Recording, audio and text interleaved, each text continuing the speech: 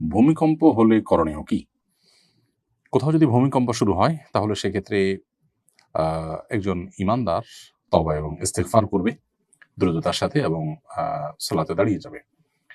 যদি যে জায়গায় ভূমিকম্প হচ্ছে বা অনুভূত হচ্ছে সে জায়গা থেকে তার বের হয়ে যাওয়াটা তার জীবন বাঁচানোর জন্য গুরুত্বপূর্ণ হয়ে থাকে, তাহলে সে বের হয়ে যাবে। এবং এক্ষেত্রে বের হয়ে যাওয়াটা তাকওয়া বা আল্লাহর প্রতি ভরসার পরিপন্থী নয়, বরং জীবন রক্ষার খাতিরে বের হয়ে যাওয়াটাই হলো শরিয়ার নির্দেশ। আল্লাহ তাআলা আমাদেরকে বলেছেন, ওয়ালা তুলকু বিয়াইদিকুম ইলা তাহলুকা, তোমরা নিজেদেরকে ধ্বংসের দিকে ঠেলে দিও না। সো ধ্বংস হতে যাচ্ছে জানলে আপনি সেখান থেকে বের হয়ে যাবেন। আর যদি সে পর্যায়ে না হয় বা আপনি যেখানে আছেন সেই জায়গাটা সেফ মনে হয়, তাহলে সেক্ষেত্রে আপনি সালাতের দিকে ধাবিত হবেন। নবী সাল্লাল্লাহু আলাইহি ওয়াসাল্লাম কানা ইযা হাযাবাহু আমরুন সাল্লা, কোনো পেরেশানি আসলে তিনি নামাজ পড়তেন। বাট এখানে যদি নামাজে দাঁড়ালে আপনি বিপদের কারণ হয়, তাহলে আপনি বের হয়ে যাবেন এবং ইস্তিগফার করবেন, আল্লাহর দিকে রুজু হবেন।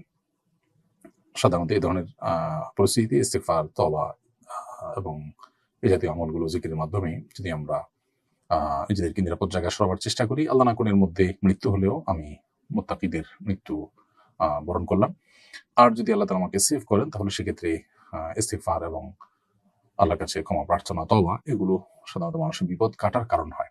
তাহলে আমি এর মাধ্যমে আল্লাহর কাছ থেকে বিপদ মুক্তির স্কোপ পেলাম। এজন্য দুই দিক থেকেই ইস্তিগফার এবং তওবার আমলটা আমাদের জন্য সবচেয়ে বেশি গুরুত্বপূর্ণ, অন্তত এই সময়টাতে।